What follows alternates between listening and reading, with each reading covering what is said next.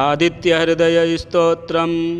ॐ अस्य आदित्यहृदयस्तोत्रस्यागस्त्यऋषिरनुष्टुप् छन्दः। आदित्ये हृदयभूतो भगवान् ब्रह्मा देवता निरस्ताशेषविघ्नतया ब्रह्मविद्यासिद्धौ सर्वत्र जयसिद्धौ च विनियोगः। नमः सवित्रे जगदेकचक्षुषे जगत्प्रसूतिस्थितिनाशहेतवे त्रयीमयाय त्रिगुणात्मधारिणे विरिञ्चि नारायणशङ्करात्मने। ततो युद्धपरिश्रान्तं समरे चिन्तया स्थितं रावणं चाग्रतो दृष्ट्वा युद्धाय समुपस्थितं दैवतैश्च समागम्य द्रष्टुमभ्यागतो रणम् उपगम्याब्रवीद्रामामगस्त्यो भगवांस्तदा राम राम महाबाहो शृणुगुह्यं सनातनं येन सर्वा नरीन् वत्स समरे विजयिष्यसि। आदित्यहृदयं पुण्यं सर्वशत्रुविनाशनं जयावहं जपे नित्यम् अक्षयं परमं शिवं सर्वमङ्गलमाङ्गल्यं सर्वपापप्रणाशनं चिन्ताशोकप्रशमनम् आयुर्वर्धनमुत्तमं रश्मिमन्तं समुद्यन्तं देवासुरनमस्कृतं पूजयस्व विवस्वन्तं भास्करं भुवनेश्वरं सर्वदेवात्मको हे स तेजस्वी रश्मिभावनः एष देवासुरगणान् लोकान् पातिगभस्तिभिः एष ब्रह्मा च विष्णुश्च शिवः स्कन्दः प्रजापतिः महेन्द्रो धनदः कालो यमः सोमो ह्यपाम्पतिः पितरो वसवः साध्या ह्यश्विनौ मरुतो मनुः वायुर्वह्निः प्रजाप्राणः ऋतुकर्ता प्रभाकरः आदित्यः सविता सूर्यः खगः पूषा गभस्तिमान् सुवर्णसदृशो भानुः हिरण्यरेता दिवाकरः हरिदस्वः सहस्रार्चिः सप्तसप्तिर्मरीचिमान् तिमिरोन्मथनः शम्भुः त्वष्टा मार्तण्डको सुमान् हिरण्यगर्भः शिशिरः तपनो भास्करो रविः अग्निगर्भोदितेः पुत्रः शङ्खः शिशिरनाशनः व्योमनाशस्तमो भेदी ऋग्यजुः सामपारगः धनावृष्टिरपां मित्रो विन्ध्यवीथि प्लवङ्गमः आतपी मण्डली मृत्युः पिङ्गलः सर्वतापनः कविर्विश्वो महातेजा रक्तः सर्वभवोद्भवः नक्षत्रग्रहताराणाम् अधिपो विश्वभावनः तेजसामपि तेजस्वी द्वादशात्मन्नमोऽस्तु ते। नमः पूर्वाय गिरये पश्चिमायाद्रये नमः ज्योतिर्गणानां पतये दिनाधिपतये नमः जयाय जयभद्राय हर्यस्वाय नमो नमः। नमो नमः सहस्रांशो आदित्याय नमो नमः। नम उग्राय वीराय सारंगाय नमो नमः। नमः पद्मप्रबोधाय मार्ताण्डाय नमो नमः। ब्रह्मेशानाच्युतेशाय सूर्यायादित्यवर्चसे भास्वते सर्वभक्षाय रौद्राय वपुषे नमः। तमोघ्नाय हिमघ्नाय शत्रुघ्नायामितात्मने कृतघ्नघ्नाय देवाय ज्योतिषाम्पतये नमः। तप्तचामीकराभाय वह्नये विश्वकर्मणे नमस्तमोभिनिघ्नाय रुचये लोकसाक्षिणे नाशयत्तेषु वैभूतं तदेव सृजति प्रभुः पायत्तेष तपत्तेष वर्षत्तेष गभस्तिभिः एष सुप्तेषु जागर्ति भूतेषु परिनिष्ठितः एष चैवाग्निहोत्रं च फलं चैवाग्निहोत्रिणां वेदाश्च कृतवश्चैव क्रतूनां फलमेव च यानि कृत्यानि लोकेषु सर्व एव रविः प्रभुः एनमापत्सु कृच्छ्रेषु कान्तारेषु भयेषु च कीर्तयन् पुरुषः काश्चिन्नावासीदति राघव पूजयस्वैनमेकाग्रो देवदेवं जगत्पतिम् एतत्त्रिगुणितं जप्त्वा युद्धेषु विजयिष्यसि अस्मिन् क्षणे महाबाहो रावणं त्वं वधिष्यसि एवमुक्त्वा तदागस्त्यो जगाम च यथागतम्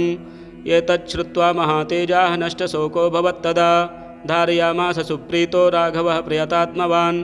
आदित्यं प्रेक्ष्य जप्त्वा तु परं हर्षमवाप्तवान् तिराचम्य शुचिर्भूत्वा धनुरादाय वीर्यवान्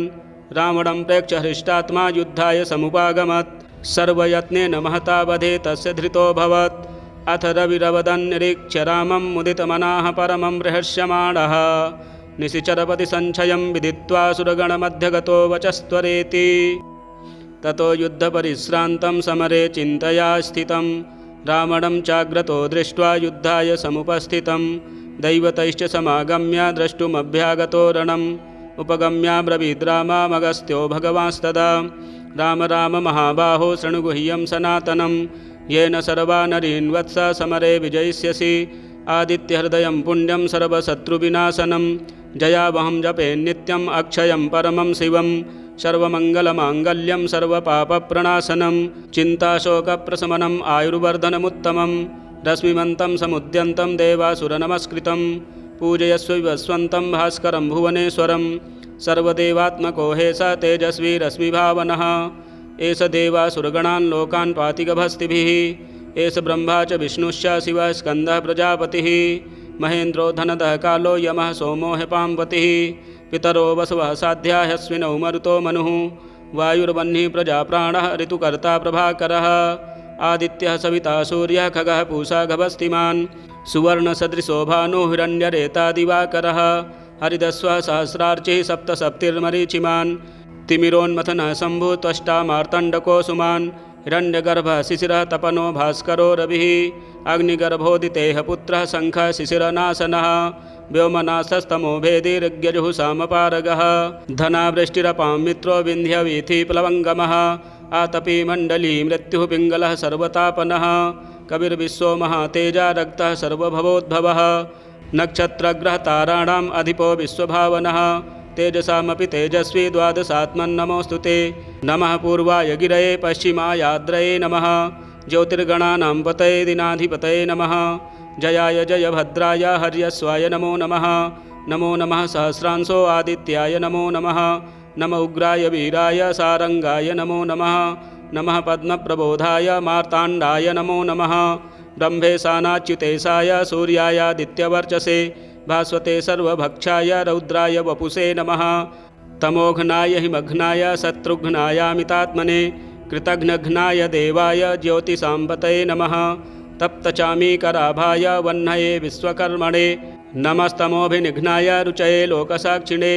नाशयत्तेषु वैभूतं तदेव सृजति प्रभुः पायत्तेष तपत्तेष वर्षत्तेष गभस्तिभिः एष सुप्तेषु जागर्ति भूतेषु परिनिष्ठितः एष चैवाग्निहोत्रं च फलं चैवाग्निहोत्रिणां वेदाश्च कृतवश्चैव क्रतूनां फलमेव च यानि कृत्यानि लोकेषु सर्व एव रविः प्रभुः एनमापत्सु कृच्छ्रेषु कान्तारेषु भयेषु च कीर्तयन् पुरुषः काश्चिन्नावासीदति राघव पूजयस्वैनमेकाग्रो देवदेवं जगत्पतिम्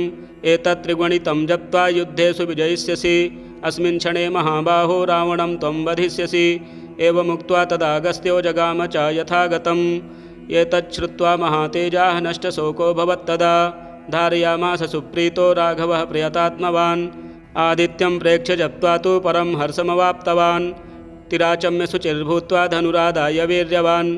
रावणं प्रेक्ष्य हृष्टात्मा युद्धाय समुपागमत् सर्वयत्नेन महता वधे तस्य धृतोऽभवत् अथ रविरवदन्निरीक्ष्य रामं मुदितमनाः परमं रहस्यमाणः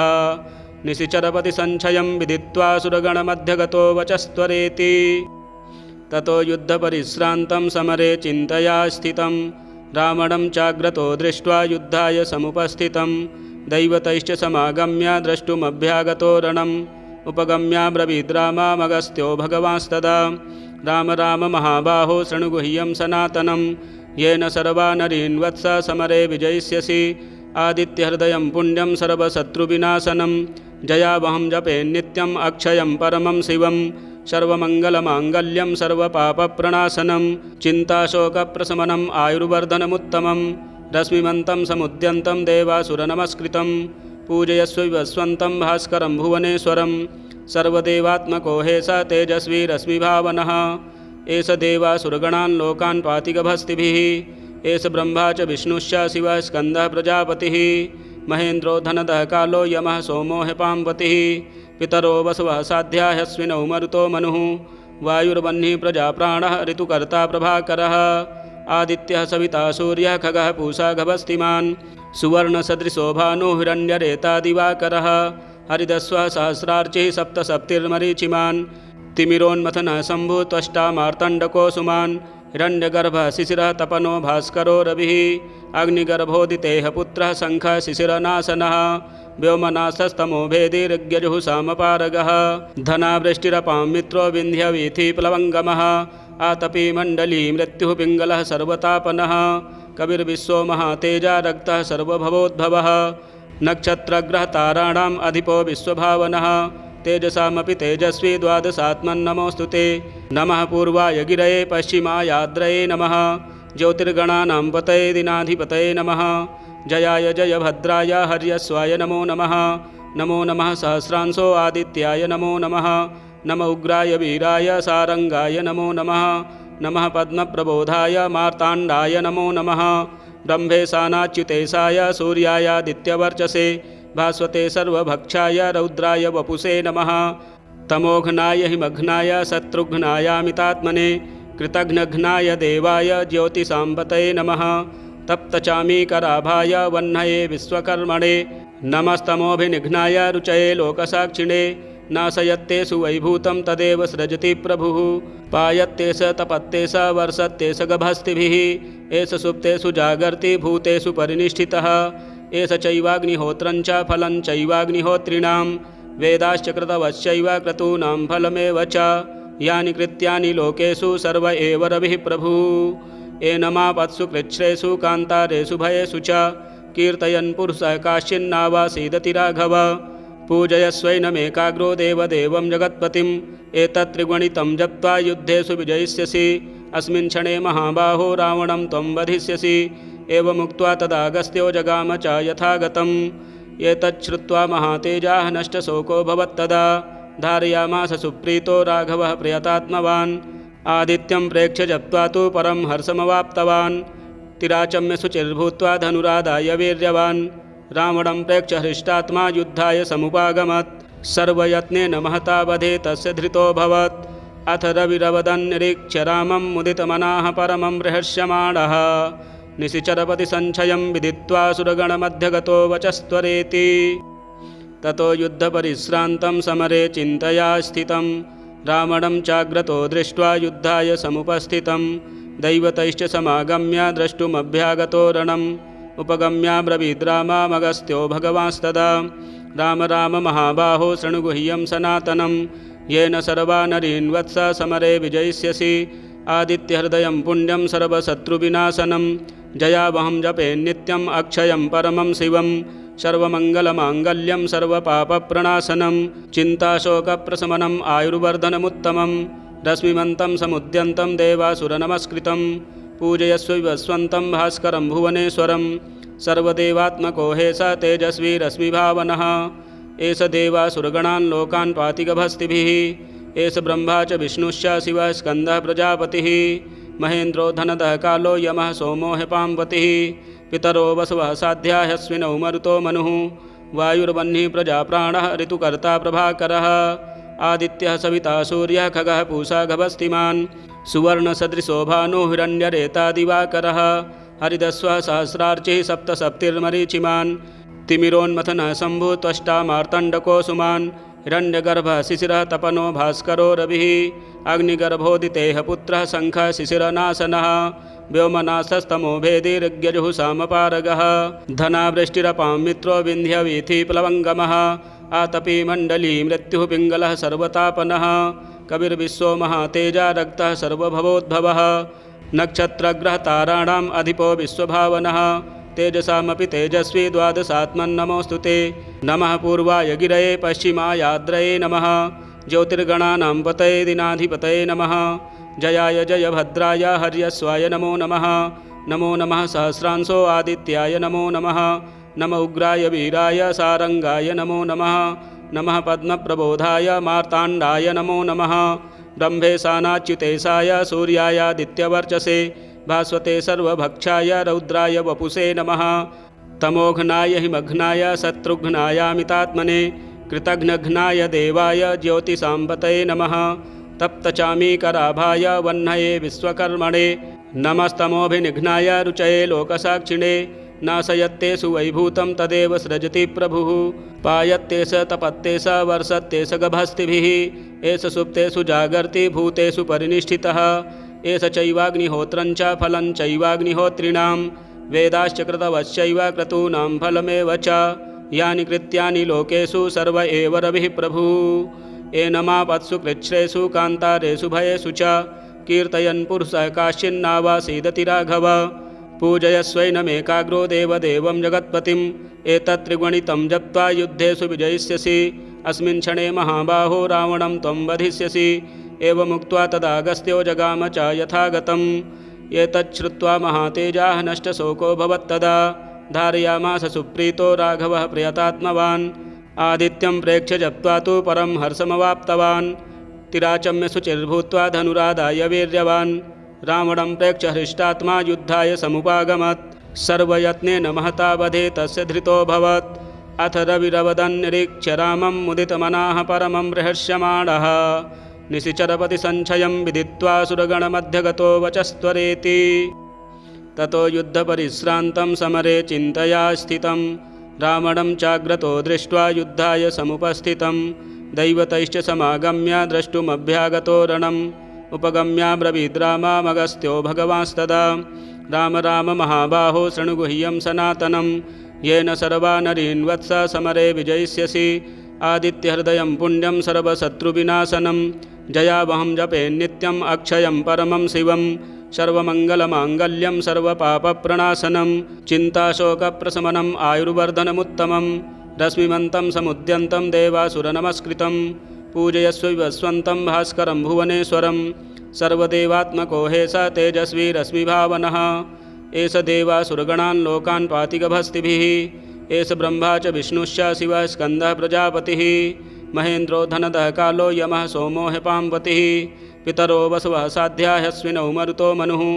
वायुर्वह्निः प्रजाप्राणः ऋतुकर्ता प्रभाकरः आदित्यः सविता सूर्यः खगः पूषा गभस्तिमान् सुवर्णसदृशो भानुः हिरण्यरेता दिवाकरः हरिदस्वः सहस्रार्चिः सप्तसप्तिर्मरीचिमान् तिमिरोन्मथनः शम्भुः त्वष्टा मार्तण्डको सुमान् हिरण्यगर्भः शिशिरः तपनो भास्करो रविः अग्निगर्भोदितेः पुत्रः शङ्खः शिशिरनाशनः व्योमनाशस्तमो भेदिर्यजुः सामपारगः धनावृष्टिरपां मित्रो विन्ध्यवीथि प्लवङ्गमः आतपी मण्डली मृत्युः पिङ्गलः सर्वतापनः कविर्विश्वो महातेजा रक्तः सर्वभवोद्भवः नक्षत्रग्रहताराणाम् अधिपो विश्वभावनः तेजसामपि तेजस्वी द्वादशात्मन्नमोऽस्तु ते नमः पूर्वाय गिरये पश्चिमायाद्रये नमः ज्योतिर्गणानां पतये दिनाधिपतये नमः जयाय जयभद्राय हर्यस्वाय नमो नमः नमो नमः सहस्रांशो आदित्याय नमो नमः नम उग्राय वीराय सारंगाय नमो नमः नमः पद्मप्रबोधाय मार्ताण्डाय नमो नमः ब्रह्मेशानाच्युतेशाय सूर्यायादित्यवर्चसे भास्वते सर्वभक्षाय रौद्राय वपुषे नमः तमोघ्नाय हिमघ्नाय शत्रुघ्नायामितात्मने कृतघ्नघ्नाय देवाय ज्योतिषाम्पतये नमः तप्तचामीकराभाय वह्नये विश्वकर्मणे नमस्तमोभिनिघ्नाय रुचये लोकसाक्षिणे नाशयत्तेषु वैभूतं तदेव सृजति प्रभुः पायत्तेष तपत्तेष वर्षत्तेष गभस्तिभिः एष सुप्तेषु जागर्ति भूतेषु परिनिष्ठितः एष चैवाग्निहोत्रं च फलं चैवाग्निहोत्रिणां वेदाश्च कृतवश्चैव क्रतूनां फलमेव च यानि कृत्यानि लोकेषु सर्व एव रविः प्रभुः एनमापत्सु कृच्छ्रेषु कान्तारेषु भयेषु च कीर्तयन् पुरुषः काश्चिन्नावासीदति राघव पूजयस्वैनमेकाग्रो देवदेवं जगत्पतिम् एतत्त्रिगुणितं जप्त्वा युद्धेषु विजयिष्यसि अस्मिन् क्षणे महाबाहो रावणं त्वं वधिष्यसि एवमुक्त्वा तदागस्त्यो जगाम च यथागतम् एतच्छ्रुत्वा महातेजाः नष्टशोको भवत्तदा धारयामास सुप्रीतो राघवः प्रयतात्मवान् आदित्यं प्रेक्ष्य जप्त्वा तु परं हर्षमवाप्तवान् तिराचम्य शुचिर्भूत्वा धनुरादाय वीर्यवान् रावणं प्रेक्ष्य हृष्टात्मा युद्धाय समुपागमत् सर्वयत्नेन महता वधे तस्य धृतोऽभवत् अथ रविरवदन्निरीक्ष्य रामं मुदितमनाः परमं रहस्यमाणः निशिचरपतिसञ्चयं विदित्वा सुरगणमध्यगतो वचस्त्वरेति। ततो युद्धपरिश्रान्तं समरे चिन्तया स्थितं रावणं चाग्रतो दृष्ट्वा युद्धाय समुपस्थितं दैवतैश्च समागम्य द्रष्टुमभ्यागतो रणम् उपगम्याब्रवीद्रामामगस्त्यो भगवांस्तदा राम राम महाबाहो शृणुगुह्यं सनातनं येन सर्वा नरीन् वत्स समरे विजयिष्यसि आदित्यहृदयं पुण्यं सर्वशत्रुविनाशनं जयावहं जपे नित्यम् अक्षयं परमं शिवं सर्वमङ्गलमाङ्गल्यं सर्वपापप्रणाशनं चिन्ताशोकप्रशमनम् आयुर्वर्धनमुत्तमं रश्मिमन्तं समुद्यन्तं देवासुरनमस्कृतं पूजयस्व विवस्वन्तं भास्करं भुवनेश्वरं सर्वदेवात्मको हे स तेजस्वी रश्मिभावनः एष देवासुरगणान् लोकान् पातिगभस्तिभिः एष ब्रह्मा च विष्णुश्च शिवः स्कन्दः प्रजापतिः महेन्द्रो धनदः कालो यमः सोमो ह्यपाम्पतिः पितरो वसवः साध्या ह्यश्विनौ मरुतो मनुः वायुर्वह्निः प्रजाप्राणः ऋतुकर्ता प्रभाकरः आदित्यः सविता सूर्यः खगः पूषा गभस्तिमान् सुवर्णसदृशो भानुः हिरण्यरेता दिवाकरः हरिदस्व सहस्रार्चिः सप्तसप्तिर्मरीचिमान् तिमिरोन्मथनः शम्भु त्वष्टा मार्तण्डको सुमान् हिरण्यगर्भः शिशिरः तपनो भास्करो रविः अग्निगर्भोदितेः पुत्रः शङ्खः शिशिरनाशनः व्योमनाशस्तमो भेदिर्यजुः सामपारगः धनावृष्टिरपां मित्रो विन्ध्यवीथिप्लवङ्गमः आतपी मण्डली मृत्युः पिङ्गलः सर्वतापनः कविर्विश्वो महातेजा रक्तः सर्वभवोद्भवः नक्षत्रग्रहताराणाम् अधिपो विश्वभावनः तेजसामपि तेजस्वी द्वादशात्मन्नमोऽस्तु ते नमः पूर्वाय गिरये पश्चिमायाद्रये नमः ज्योतिर्गणानां पतये दिनाधिपतये नमः जयाय जयभद्राय हर्यस्वाय नमो नमः नमो नमः सहस्रांशो आदित्याय नमो नमः नम उग्राय वीराय सारंगाय नमो नमः नमः पद्मप्रबोधाय मार्ताण्डाय नमो नमः ब्रह्मेशानाच्युतेशाय सूर्यायादित्यवर्चसे भास्वते सर्वभक्षाय रौद्राय वपुषे नमः तमोघ्नाय हिमघ्नाय शत्रुघ्नायामितात्मने कृतघ्नघ्नाय देवाय ज्योतिषाम्बतये नमः तप्तचामीकराभाय वह्नये विश्वकर्मणे नमस्तमोभिनिघ्नाय रुचये लोकसाक्षिणे नाशयत्ते सुवैभूतं तदेव सृजति प्रभुः पायत्ते स तपत्ते स वर्षत्ते स गभस्तिभिः एष सुप्तेषु जागर्ति भूतेषु परिनिष्ठितः एष चैवाग्निहोत्रञ्च फलं चैवाग्निहोत्रिणां वेदाश्च कृतवश्चैव क्रतूनां फलमेव च यानि कृत्यानि लोकेषु सर्व एव रविः प्रभुः एनमापत्सु कृच्छ्रेषु कान्तारेषु भयेषु च कीर्तयन् पुरुषः काश्चिन्नावासीदति राघव पूजयस्वैनमेकाग्रो देवदेवं जगत्पतिम् एतत्त्रिगुणितं जप्त्वा युद्धेषु विजयिष्यसि अस्मिन् क्षणे महाबाहो रावणं त्वं वधिष्यसि एवमुक्त्वा तदागस्त्यो जगाम च यथागतम् एतच्छ्रुत्वा महातेजाः नष्टशोको भवत्तदा धारयामास सुप्रीतो राघवः प्रियतात्मवान् आदित्यं प्रेक्ष्य जप्त्वा तु परं हर्षमवाप्तवान् तिराचम्य शुचिर्भूत्वा धनुरादाय वीर्यवान् रावणं प्रेक्ष्य हृष्टात्मा युद्धाय समुपागमत् सर्वयत्नेन महता वधे तस्य धृतोऽभवत् अथ रविरवदन् निरीक्ष्य रामं मुदितमनाः परमं रहस्यमाणः निशिचरपतिसञ्चयं विदित्वा सुरगणमध्यगतो वचस्त्वरेति ततो युद्धपरिश्रान्तं समरे चिन्तया स्थितं रावणं चाग्रतो दृष्ट्वा युद्धाय समुपस्थितं दैवतैश्च समागम्य द्रष्टुमभ्यागतो रणम् उपगम्याब्रवीद्रामामगस्त्यो भगवांस्तदा राम राम महाबाहो शृणुगुह्यं सनातनं येन सर्वा नरीन् वत्स समरे विजयिष्यसि आदित्यहृदयं पुण्यं सर्वशत्रुविनाशनं जयावहं जपे नित्यम् अक्षयं परमं शिवं सर्वमङ्गलमाङ्गल्यं सर्वपापप्रणाशनं चिन्ताशोकप्रशमनम् आयुर्वर्धनमुत्तमं रश्मिमन्तं समुद्यन्तं देवासुरनमस्कृतं पूजयस्व विवस्वन्तं भास्करं भुवनेश्वरं सर्वदेवात्मको हे स तेजस्वी रश्मिभावनः एष देवासुरगणान् लोकान् पाति गभस्तिभिः एष ब्रह्मा च विष्णुश्च शिवः स्कन्दः प्रजापतिः महेन्द्रो धनदः कालो यमः सोमो ह्यपाम्पतिः पितरो वसवः साध्या ह्यश्विनौ मरुतो मनुः वायुर्वह्निः प्रजाप्राणः ऋतुकर्ता प्रभाकरः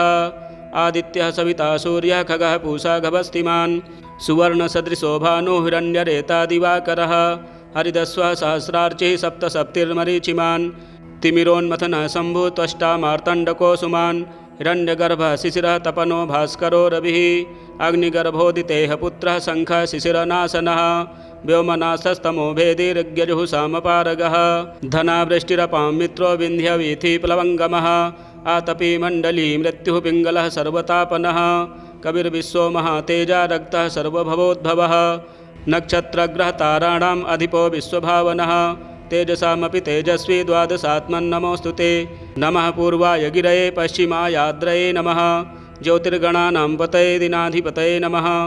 जयाय जयभद्राय हर्यस्वाय नमो नमः नमो नमः सहस्रांशो आदित्याय नमो नमः नम उग्राय वीराय सारंगाय नमो नमः नमः पद्मप्रबोधाय मार्ताण्डाय नमो नमः ब्रह्मेशानाच्युतेशाय सूर्यायादित्यवर्चसे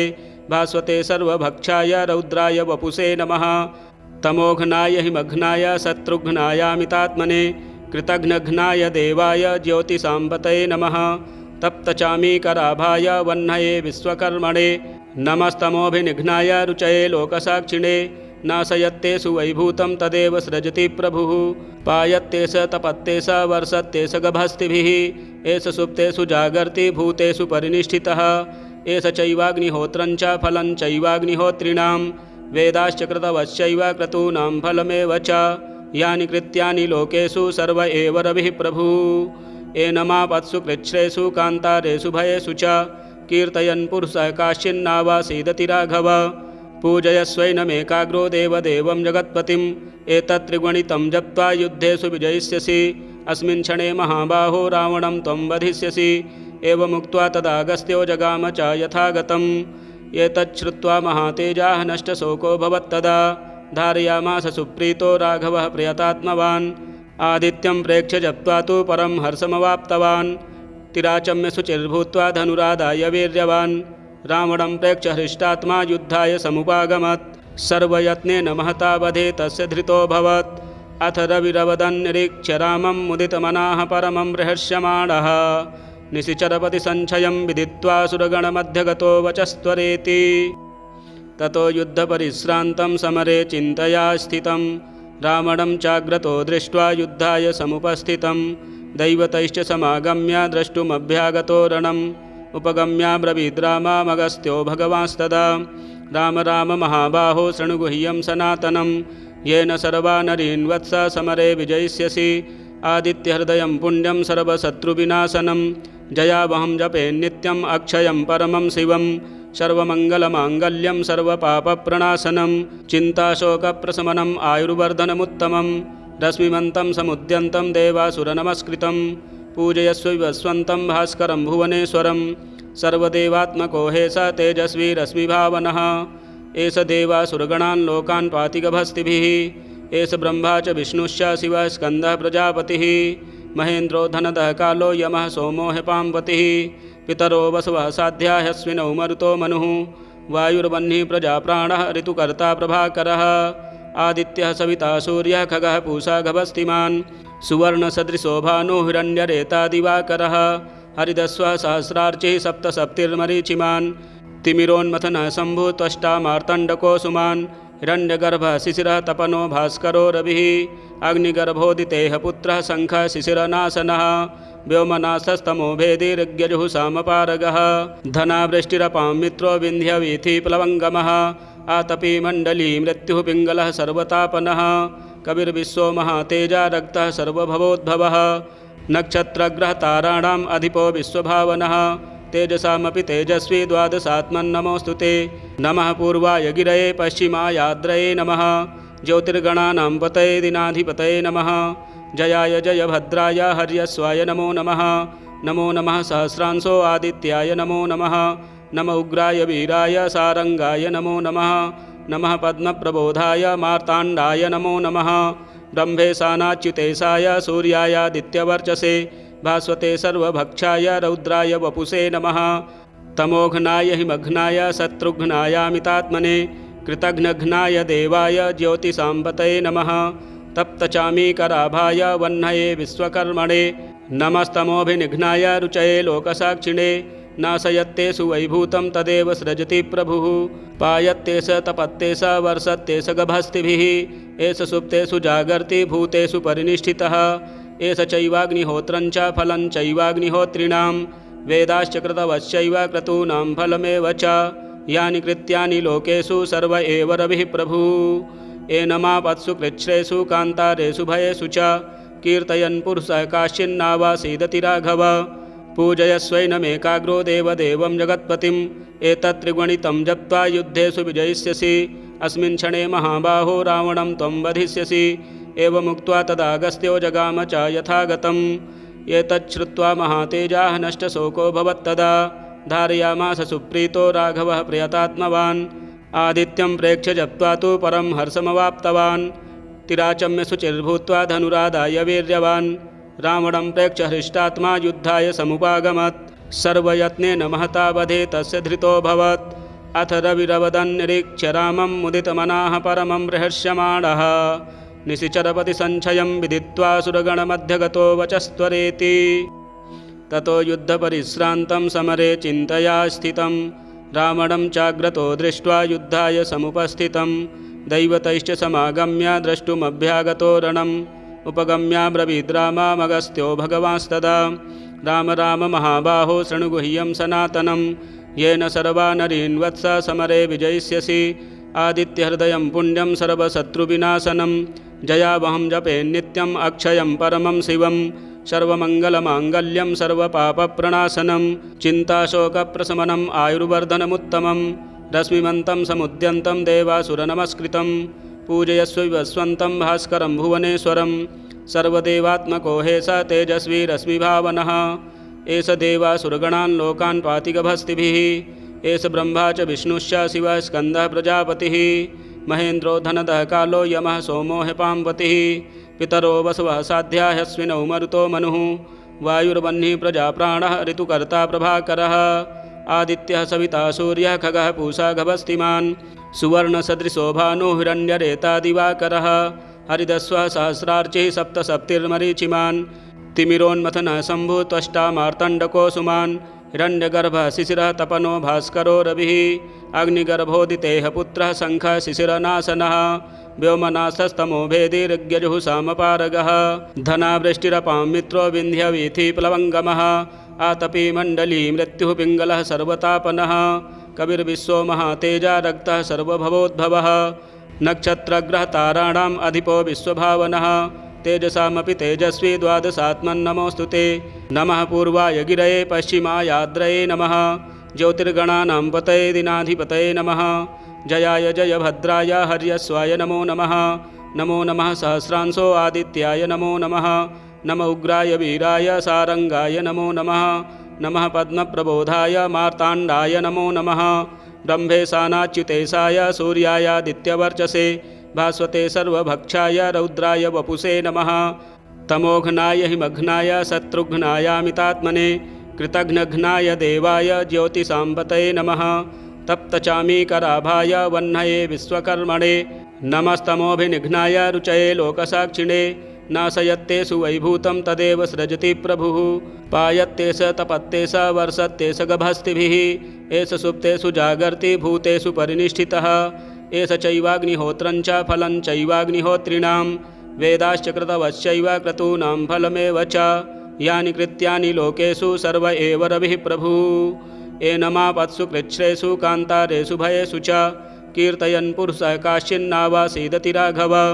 पूजयस्वैनमेकाग्रो देवदेवं जगत्पतिम् एतत्त्रिगुणितं जप्त्वा युद्धेषु विजयिष्यसि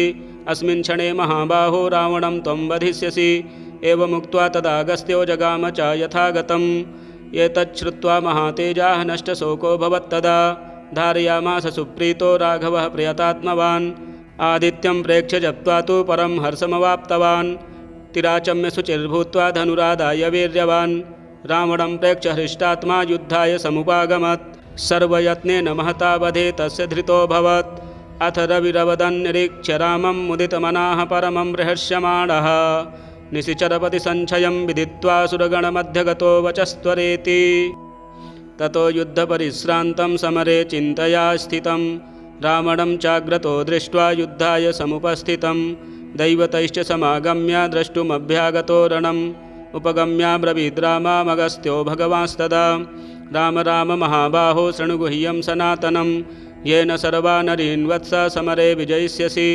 आदित्यहृदयं पुण्यं सर्वशत्रुविनाशनं जयावहं जपे नित्यम् अक्षयं परमं शिवं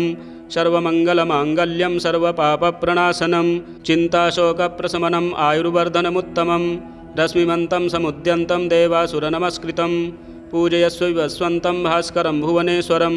सर्वदेवात्मको हे स तेजस्वी रश्मिभावनः एष देवासुरगणान् लोकान् पातिगभस्तिभिः एष ब्रह्मा च विष्णुश्च शिवः स्कन्दः प्रजापतिः महेन्द्रो धनदः कालो यमः सोमो ह्यपाम्पतिः पितरो वसवः साध्या ह्यश्विनौ मरुतो मनुः वायुर्वह्निः प्रजाप्राणः ऋतुकर्ता प्रभाकरः आदित्यः सविता सूर्यः खगः पूषा गभस्तिमान् सुवर्णसदृशो भानुः हिरण्यरेता दिवाकरः हरिदस्वः सहस्रार्चिः सप्तसप्तिर्मरीचिमान् तिमिरोन्मथनः शम्भुः त्वष्टा मार्तण्डको सुमान् हिरण्यगर्भः शिशिरः तपनो भास्करो रविः अग्निगर्भोदितेः पुत्रः शङ्खः शिशिरनाशनः व्योमनासस्तमो भेदिर्यजुः सामपारगः धनावृष्टिरपां मित्रो विन्ध्यवीथिप्लवङ्गमः आतपी मण्डली मृत्युः पिङ्गलः सर्वतापनः कविर्विश्वो महातेजा रक्तः सर्वभवोद्भवः नक्षत्रग्रहताराणाम् अधिपो विश्वभावनः तेजसामपि तेजस्वी द्वादशात्मन्नमोऽस्तु ते नमः पूर्वाय गिरये पश्चिमायाद्रये नमः ज्योतिर्गणानां पतये दिनाधिपतये नमः जयाय जयभद्राय हर्यस्वाय नमो नमः नमो नमः सहस्रांशो आदित्याय नमो नमः नम उग्राय वीराय सारंगाय नमो नमः नमः पद्मप्रबोधाय मार्ताण्डाय नमो नमः ब्रह्मेशानाच्युतेशाय सूर्यायादित्यवर्चसे भास्वते सर्वभक्षाय रौद्राय वपुषे नमः तमोघ्नाय हिमघ्नाय शत्रुघ्नायामितात्मने कृतघ्नघ्नाय देवाय ज्योतिषाम्पतये नमः तप्तचामीकराभाय वह्नये विश्वकर्मणे नमस्तमोभिनिघ्नाय रुचये लोकसाक्षिणे नाशयत्तेषु वैभूतं तदेव सृजति प्रभुः पायत्तेष तपत्तेष वर्षत्तेष गभस्तिभिः एष सुप्तेषु जागर्ति भूतेषु परिनिष्ठितः एष चैवाग्निहोत्रञ्च फलं चैवाग्निहोत्रिणां वेदाश्च कृतवश्चैव क्रतूनां फलमेव च यानि कृत्यानि लोकेषु सर्व एव रविः प्रभुः एनमापत्सु कृच्छ्रेषु कान्तारेषु भयेषु च कीर्तयन् पुरुषः काश्चिन्नावासीदति राघव पूजयस्वैनमेकाग्रो देवदेवं जगत्पतिम् एतत्त्रिगुणितं जप्त्वा युद्धेषु विजयिष्यसि अस्मिन् क्षणे महाबाहो रावणं त्वं वधिष्यसि एवमुक्त्वा तदागस्त्यो जगाम च यथागतम् एतच्छ्रुत्वा महातेजाः नष्टशोको भवत्तदा धारयामास सुप्रीतो राघवः प्रयतात्मवान् आदित्यं प्रेक्ष्य जप्त्वा तु परं हर्षमवाप्तवान् तिराचम्य शुचिर्भूत्वा धनुरादाय वीर्यवान् रावणं प्रेक्ष्य हृष्टात्मा युद्धाय समुपागमत् सर्वयत्नेन महता वधे तस्य धृतोऽभवत् अथ रविरवदन्निरीक्ष्य रामं मुदितमनाः परमं रहस्यमाणः निशिचरपतिसञ्चयं विदित्वा सुरगणमध्यगतो वचस्त्वरेति ततो युद्धपरिश्रान्तं समरे चिन्तया स्थितं रावणं चाग्रतो दृष्ट्वा युद्धाय समुपस्थितं दैवतैश्च समागम्य द्रष्टुमभ्यागतो रणम् उपगम्याब्रवीद्रामामगस्त्यो भगवांस्तदा राम राम महाबाहो शृणुगुह्यं सनातनं येन सर्वा नरीन् वत्स समरे विजयिष्यसि आदित्यहृदयं पुण्यं सर्वशत्रुविनाशनं जयावहं जपे नित्यम् अक्षयं परमं शिवं सर्वमङ्गलमाङ्गल्यं सर्वपापप्रणाशनं चिन्ताशोकप्रशमनम् आयुर्वर्धनमुत्तमं रश्मिमन्तं समुद्यन्तं देवासुरनमस्कृतं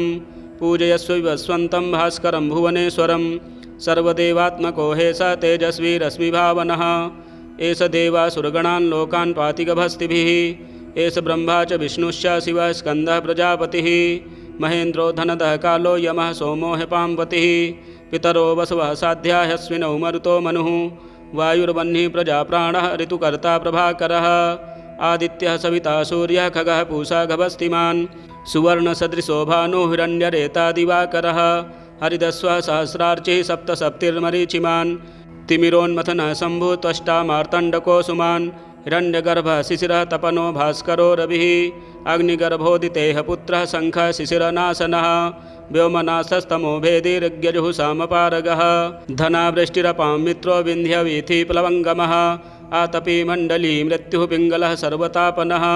कविर्विश्वो महातेजा रक्तः सर्वभवोद्भवः नक्षत्रग्रहताराणाम् अधिपो विश्वभावनः तेजसामपि तेजस्वी द्वादशात्मन्नमोऽस्तु ते नमः पूर्वाय गिरये पश्चिमायाद्रये नमः ज्योतिर्गणानां पतये दिनाधिपतये नमः जयाय जयभद्राय हर्यस्वाय नमो नमः नमो नमः सहस्रांशो आदित्याय नमो नमः नम उग्राय वीराय सारंगाय नमो नमः नमः पद्मप्रबोधाय मार्ताण्डाय नमो नमः ब्रह्मेशानाच्युतेशाय सूर्यायादित्यवर्चसे भास्वते सर्वभक्षाय रौद्राय वपुषे नमः तमोघ्नाय हिमघ्नाय शत्रुघ्नायामितात्मने कृतघ्नघ्नाय देवाय ज्योतिषाम्पतये नमः तप्तचामीकराभाय वह्नये विश्वकर्मणे नमस्तमोभिनिघ्नाय रुचये लोकसाक्षिणे नाशयत्तेषु वैभूतं तदेव सृजति प्रभुः पायत्तेष तपत्तेष वर्षत्तेष गभस्तिभिः एष सुप्तेषु जागर्ति भूतेषु परिनिष्ठितः एष चैवाग्निहोत्रञ्च फलं चैवाग्निहोत्रिणां वेदाश्च कृतवश्चैव क्रतूनां फलमेव च यानि कृत्यानि लोकेषु सर्व एव रविः प्रभुः एनमापत्सु कृच्छ्रेषु कान्तारेषु भयेषु च कीर्तयन् पुरुषः काश्चिन्नावासीदति राघव पूजयस्वैनमेकाग्रो देवदेवं जगत्पतिम् एतत्त्रिगुणितं जप्त्वा युद्धेषु विजयिष्यसि अस्मिन् क्षणे महाबाहो रावणं त्वं वधिष्यसि एवमुक्त्वा तदागस्त्यो जगाम च यथागतम् एतच्छ्रुत्वा महातेजाः नष्टशोको भवत्तदा धारयामास सुप्रीतो राघवः प्रयतात्मवान् आदित्यं प्रेक्ष्य जप्त्वा तु परं हर्षमवाप्तवान् तिराचम्य शुचिर्भूत्वा धनुरादाय वीर्यवान् रावणं प्रेक्ष्य हृष्टात्मा युद्धाय समुपागमत् सर्वयत्नेन महता वधे तस्य धृतोऽभवत् अथ रविरवदन्निरीक्ष्य रामं मुदितमनाः परमं रहस्यमाणः निशिचरपति संशयं विदित्वा सुरगणमध्यगतो वचस्त्वरेति।